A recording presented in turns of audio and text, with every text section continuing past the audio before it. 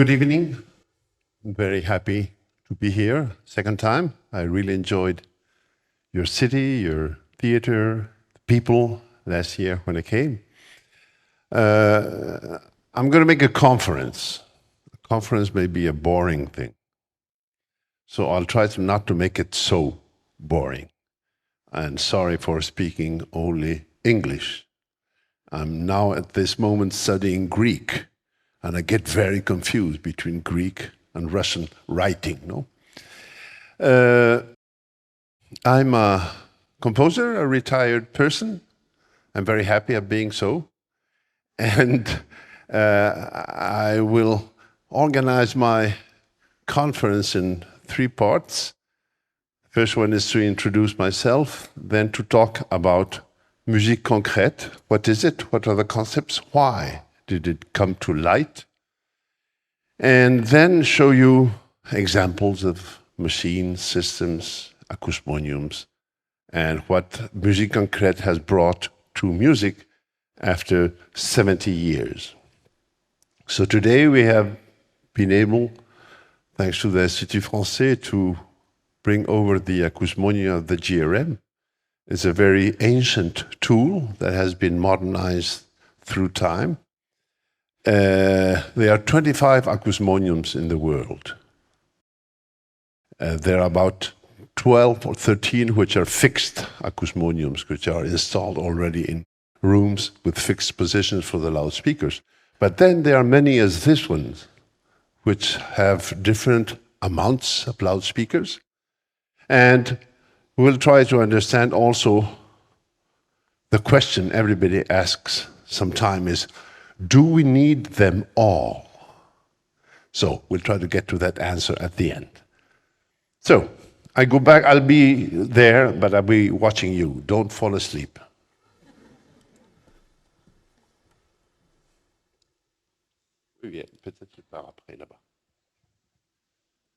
So my name is Daniel Teruggi. So I'm a composer of mainly music made with technology.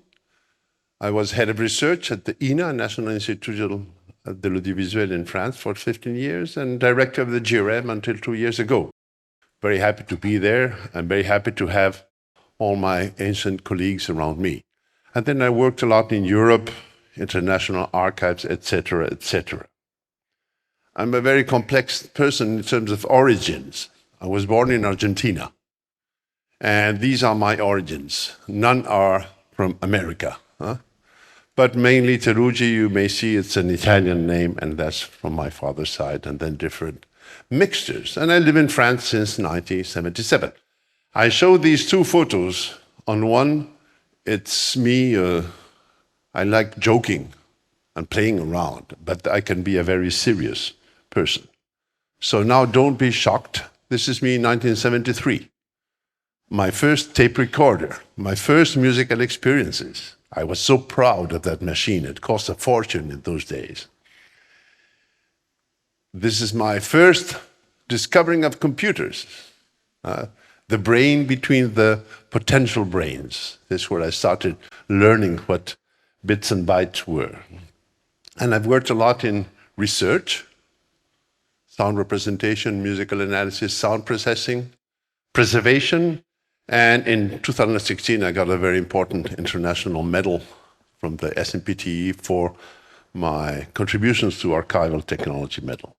So if you want to see me researching, here you have an image of a high concentration.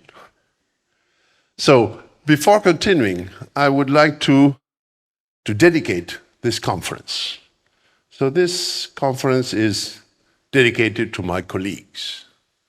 I've been working for 38 years in GRM, and only one person, which was there the year I started, is still working, and not for long. The work I did was in conjunction with different colleagues over time. There was always a GRM spirit, where most of the people were eager to make the adventure advance. People change, the spirit remains. This is the important fact. The essence of the group is a collaboration on a common perspective. Now we start. Musique concrète, a soft revolution. It is often presented as a musical revolution where everything changed. In fact, it wasn't conceived initially as a revolution. It was originated by this strange person called Pierre Schaeffer, who was born in 1910 and died in 1995, engineer, war resistant, radio producer, composer, and inventor of institutions. He started experimenting with radio creation since the early 40s. So here we see him in 1953 working within a radio environment. So he started experimenting around the musical uses of radio technology. What can we do with this new technology? It was really very appealing because we could finally record sounds, reproduce them when we wanted. And so his first idea was to enlarge the repertoire of sounds usable in music. His idea was at the beginning, music was mainly body, sounds, and voice. And then little by little, instruments developed, and then new instruments started being invented. So now with this new technology, we should be able to do something else. And then he saw the enormous potential of the microphone as a microscope of sounds. We can discover sounds that our ear has difficult to listen to with the microphones. And then he started using radio studio technologies to modify sounds, to change them. And his idea was to enlarge the palette of sounds used by the orchestra. He said, well, the orchestra has the instruments, performers have to perform their instrument. We could just, with these machines, add other sounds. We don't need instruments. We just press a button and we have the sound. However, when he started making his first experiences, several evidences and questions appeared. Musical sounds are not ordinary sounds. They are produced by specialized objects called instruments. What I'm saying with this is that when I say the word piano, I can imagine the instrument and I can imagine the sound it produces. When I listen to a piano sound, there's no doubt it's a sound dedicated to music. When something falls down, it would not make a piano sound or a flute sound or a guitar sound. It will make a noise, for example. So what is happening? Why are there specialized sounds? And how do you speak of sound when you don't speak of instruments and notes? Of course, there's acoustics and very different ways of defining the sound behavior and components. But we don't speak a lot of sound in music. Are there other sounds usable in music? Can they be combined in order to produce musical sequences independently of any performing instrument? That's a great question. What are the limits of musical sounds? And then he also discovered that our perception is particularly concerned in identifying sound sources, which complicates their use in music. I'll explain this in a second. This led to several conclusions. Music is basically made by putting sounds together. However, not all sounds accept being assembled. Just think a second. Imagine the piano again. So I press my fingers on the different keys, and actually I'm putting sounds one after the other. And it's my mind that is capable of memorizing that sequence and saying, oh, that's a very nice melody. But can we put any sound one beside the other in order to make them sound of music? That was his great challenge. He developed a concept which was very useful at the beginning, the concept of sound objects. Instead of speaking of notes, of piano sounds and flute sounds, let's speak of objects. This is an object that has this kind of sound. This is an object that has this kind of behavior. And then this completes what I said a second ago. Sounds always refer to a source. When I listen to a dog barking, first of all, I identify the dog. Then I can say, okay, it's an E flat or it's a B minor or plus, whatever. But our mind is always trying to understand what the sound is. This is why the piano sounds, since they are dedicated to music, nobody questions what a piano sound is. Recording allows us to disconnect sound from its production. Recorded sounds can be manipulated and transformed to be used in music. New tools and concepts are needed to work in this new domain that he called musique concrète, almost finished. On October 5, 1948, took place the first concert of noises, where he presented his 5 noise studies that we will listen after my conference. So I think this is a great event from that point of view. It's the founding musical experience of musique concrète. From my point of view, it's totally personal, what I'm going to say. Schaeffer made a little mistake, called them noise studies, which immediately created a relation in many people's minds that musique concrète was mainly made of noises. Actually, it's made of sounds. And noises are, of course, sounds. This event started a large theoretical and experimental approach, which led to the creation of the institution, the GRMC in 1951, Musical Research Group in Musique Concrète, and then the GRM, the Musical Research Group in 1958. That's 61 years ago. These groups permitted collaborations between specialists of different disciplines to study the musical phenomena and the musical sound, composers, technicians, psychologists, analysts, etc. All his life, Schaeffer will be creating research and production institutions in order to explore the possibilities of the audiovisual domain. What is musique concrète? It's basically assembling sounds from any origin in sequences which make sense to the composer and the listener. Any sounds are usable. Initially, Schaeffer put some limitations, but then he let things go. The name musique concrète defines a procedure that is basically in opposition with musique abstraite. In fact, in musique concrète, you compose through listening. Schaeffer said that when you write a musical score, it's an abstract musical conception. You write your music with your mind, and then you listen to it. It becomes concrete in the moment of the concert. Here, you have to listen permanently to sounds, to cut them, to shape them, to change them, and put them together in order to make the musical sequence. He initially restricted the use of sounds, but little by little, all the sound universe was potentially usable for music. Slowly, the idea of making music with new technology spread out all over the world, and studios and composers started experimenting with this kind of creation, giving new names to the result.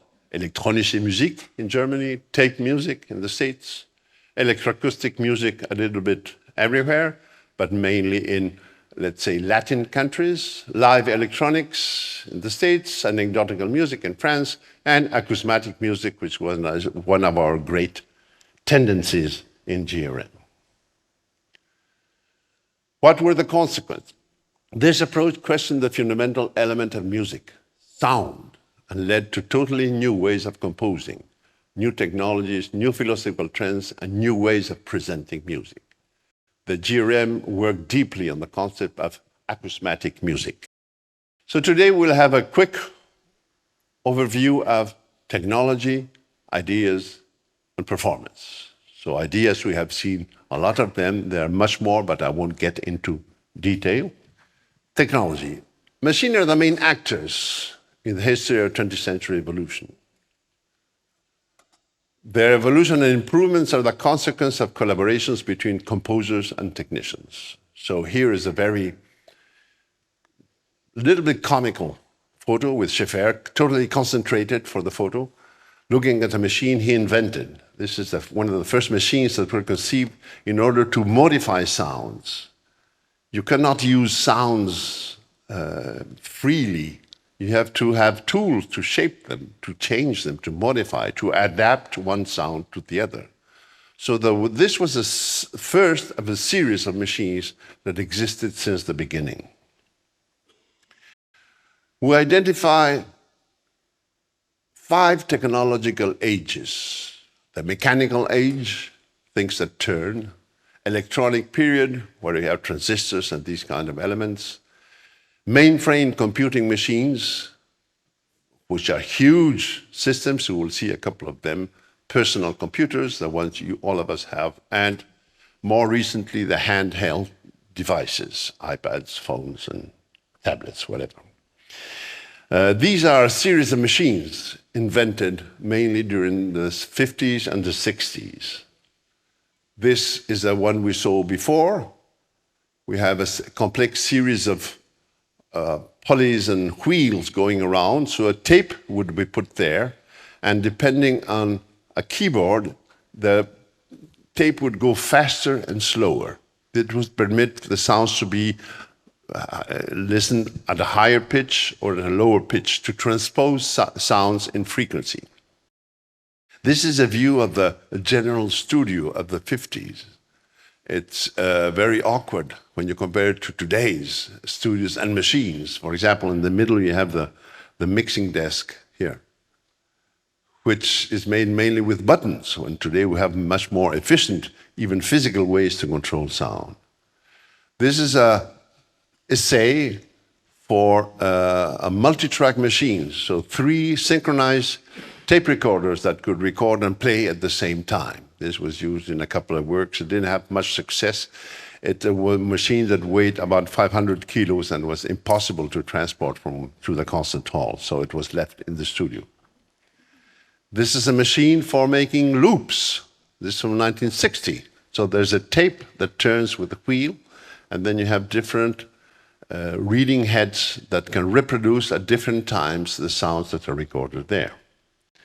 And this is the great and maybe famous electronic studio of the GRM, which lasted from 1966 to 1992. I started working there. So it's an assembly of different kinds of machine of different origins. On the right side, you have a set of tape recorders, which were the main tools to record and play sounds. Then you have the mixing desk, and on top of that, there's a synthesizer. And then on top of that, there are a series of commercial machines that are bought in the market, like a Moog synthesizer and other machines of this kind. This is really one of the highest expressions of electronic technology, with synthesizer machines to transform filters, reverberations, and synthesizers. Here's a detail. And what is important to know is that the lower part, the mixing desk, and the synthesizer was totally built within the GRM premises. There was a technical team that would spend years building these machines. So this is the series of first machines which all contributed to one objective: inventing new sounds for new music. That was the big idea. Then we changed to computers. It was a totally different perspective. Composers could calculate with precision the parameters of sound. However, computers had, mainly at the beginning, a very important drawback, is that you didn't have any more in your hands the control of sounds. Here there were hundreds of buttons. You would be moving around, pushing the buttons, pushing the sliders, and composing was a very active way of working. Here you were sitting on a desk, typing instructions, and then waiting for the results to come. However, this has made huge advances since the beginnings. And here we have the first mainframe computer. I always see this as a hospital room. Everything is clean, in order, nothing is not as its place.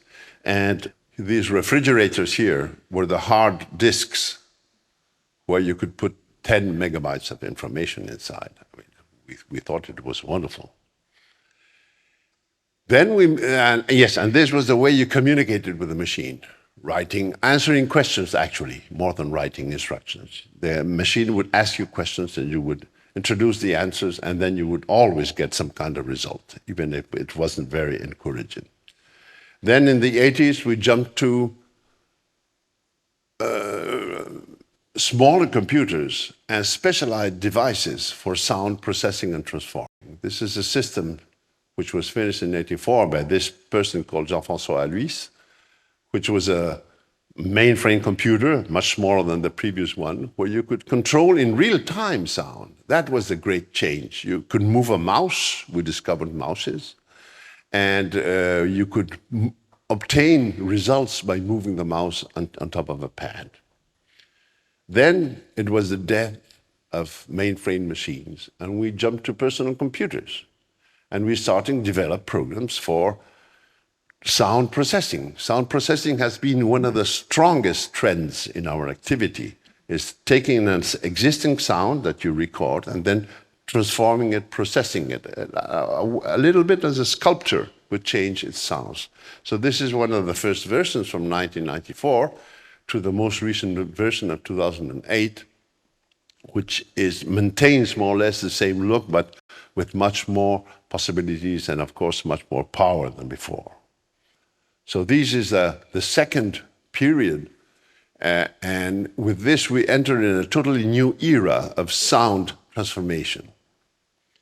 And then we come to more recent things, tools for handheld devices and educational resources. These two things have been running together. On one side, you have new tools that are thought for young users, children, or from 8 to 20, but they can be used by professionals also. And then doing MOOCs, doing online resources for educational purposes, working with the educational ministry in order to give students and teachers ways to turn around. And finally, I would like to show you this. So on the left side, you have the synthesizer that was built in the 60s. And in the right side is the same synthesizer built a couple of years ago, but somebody who's here, which is Philippe Dao.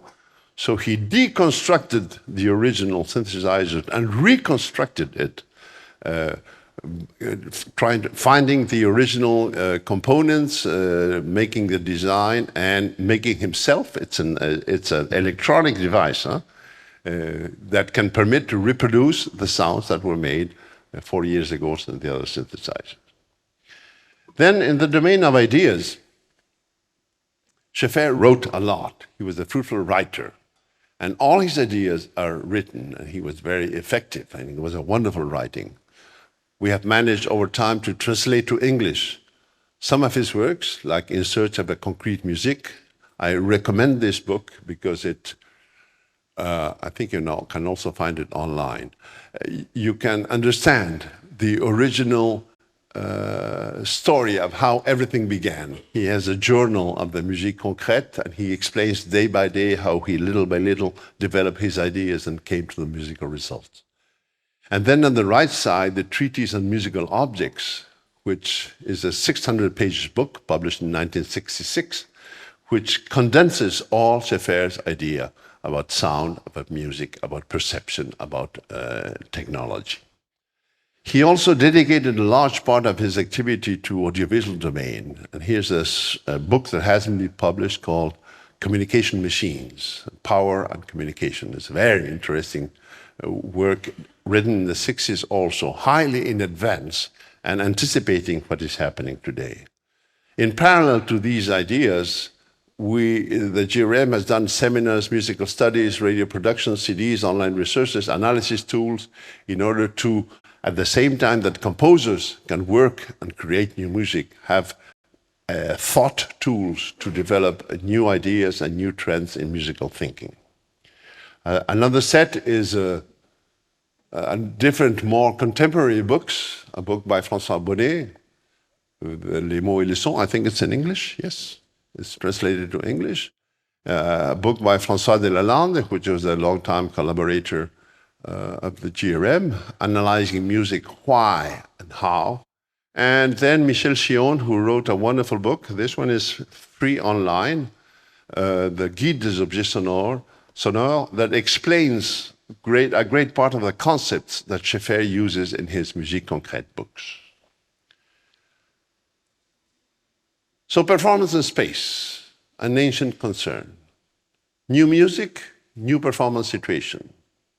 The ACOUSMONIUM is a tool conceived by François in 1974 for the performance of acousmatic music. This is a view of the concert hall, the French radio, where the GRM usually does its concerts. But everything began much earlier. This is from 1951.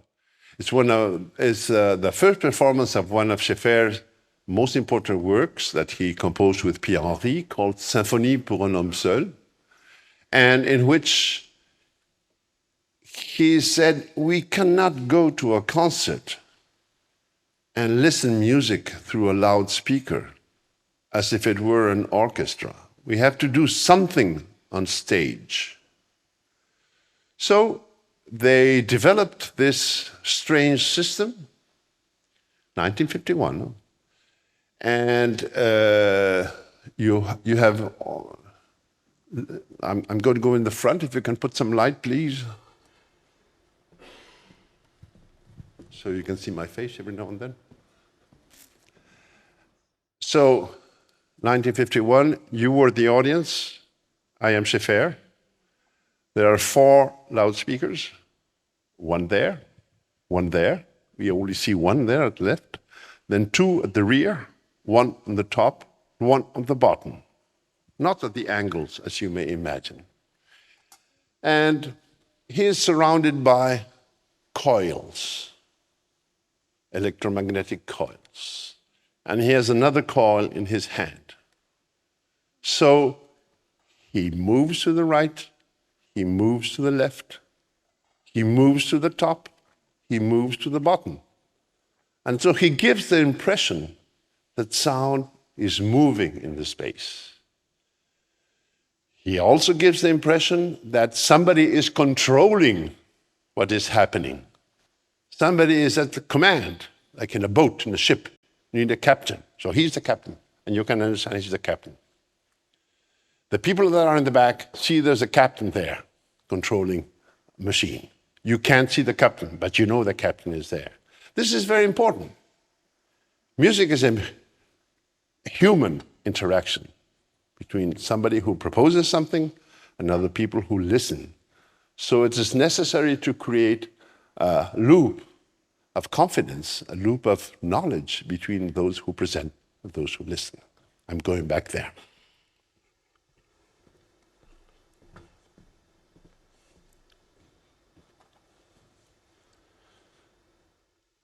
This is the first ACOUSMONIUM. The most important fact of this first ACOUSMONIUM is that the name was given there to the system.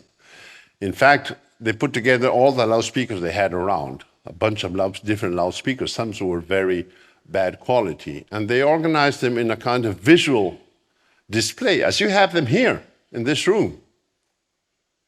So one of the great adventures of musique concrète is audience. Audience and audience. We're very happy that this room is full today. We hope it will be full until Sunday. These are concerts with 500, 600, 800 people in the French radio, but in different other places. And musique concrète has always generated an interest. I always used to say that what we do is on the limit of today and trying to look forward to what will be tomorrow in the musical domain.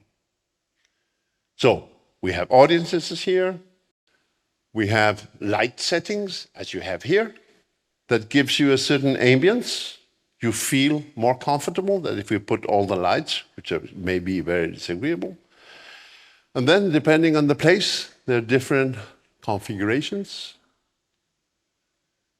And for example, here is a festival GRM organizes every year called Présence électronique, where there is a large hall for 800 people, where electronica composers or artists come to perform their music in junction with the GRM. And this is another room we used to have in which we presented some concerts. Now, maybe it's time for listening a couple of things. First of all, and this may sound a bit strange, I would like you to listen to a sound, just to be sure we're talking of the same thing.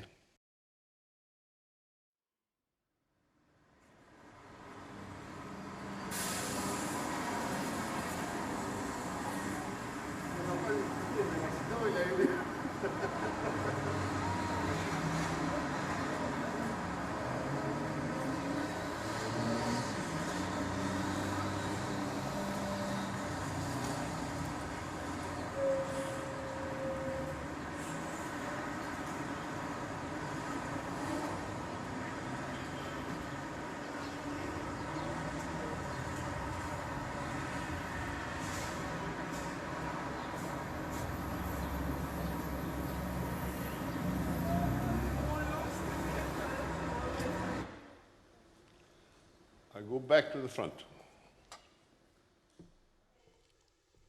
Thank you. So, what was that? It's a recording of the street. If you have some experience, it's a recording of a street in Paris.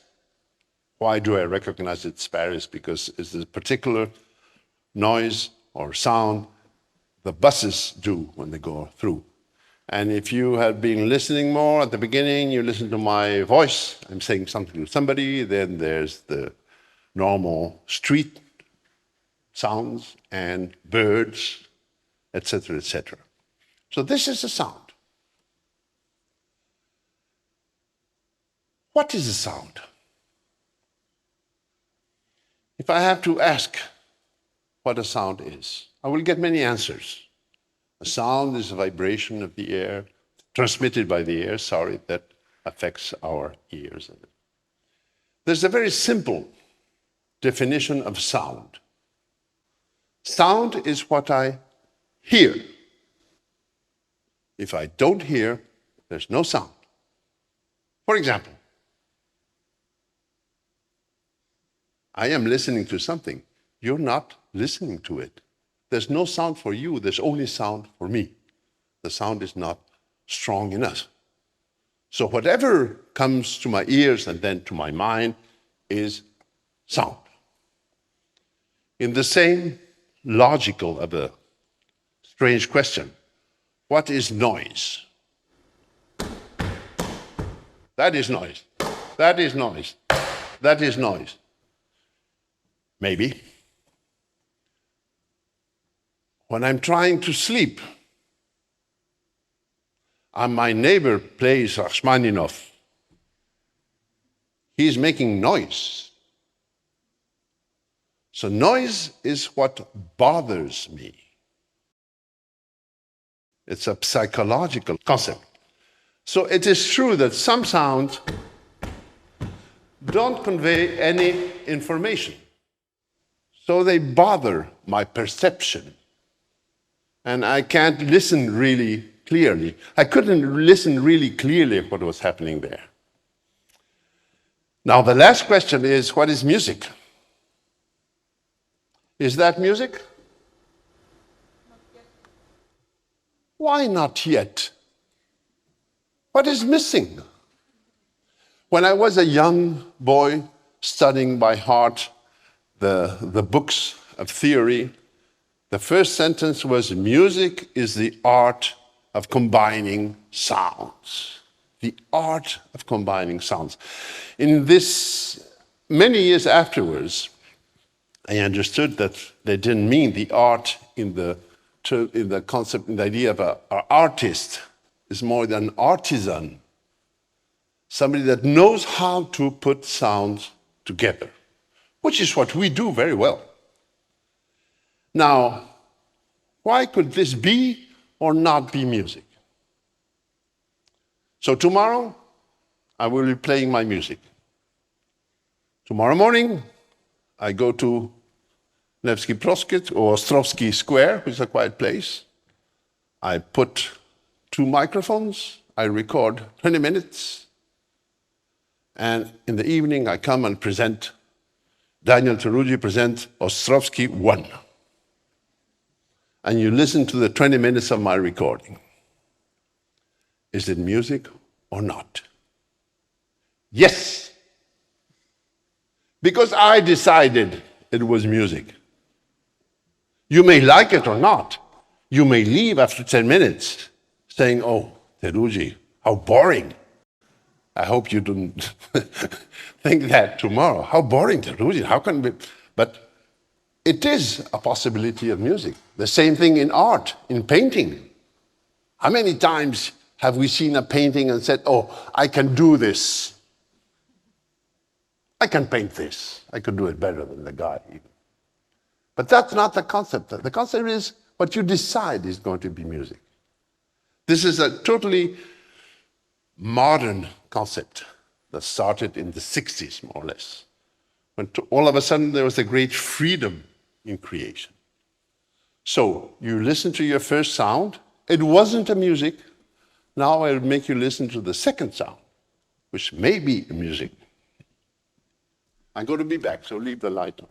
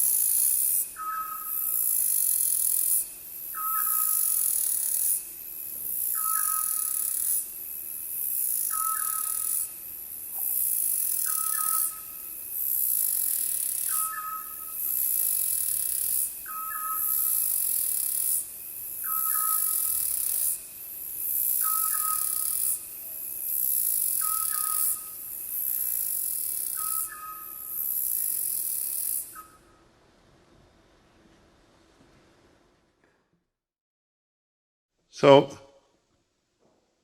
isn't this beautiful? I mean, it's much nicer than what we first heard. And exactly the same situation. A person with two microphones moving around. But well, he's looking for other sounds.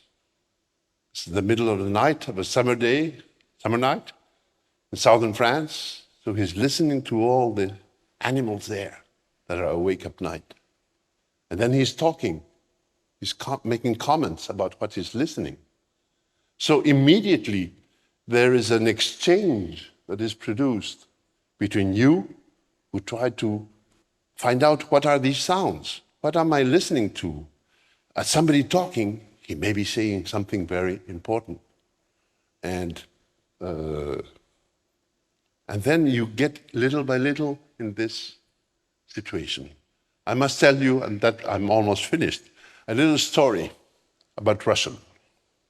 Last year, we took a boat cruise with my wife, and we asked, is there an explanation in English? And the guy said, of course, yes, it's in English. So we got in the boat, and everything was in Russian. So then we complained, then we got another tour, etc., etc.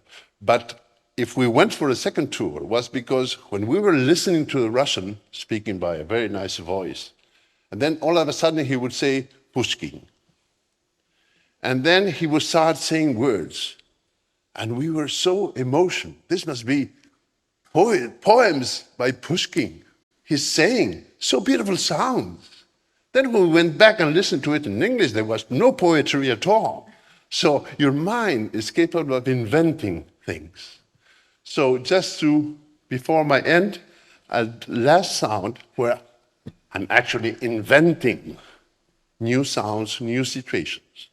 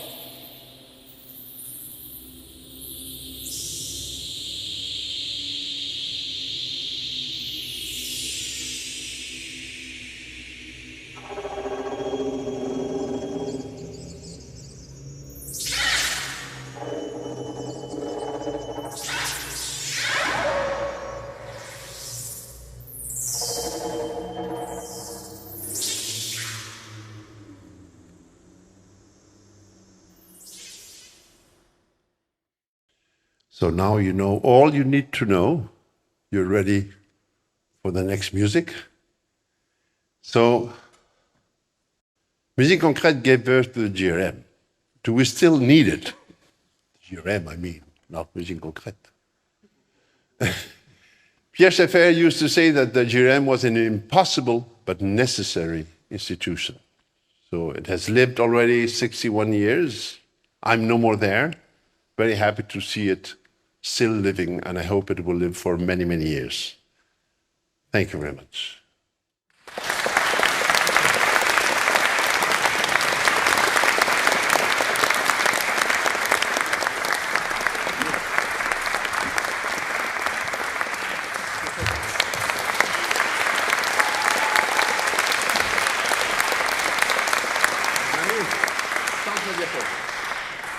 I have another image. La diapo suivante. Ah, t'as éteint. No, you cut the projector. There. That's me now.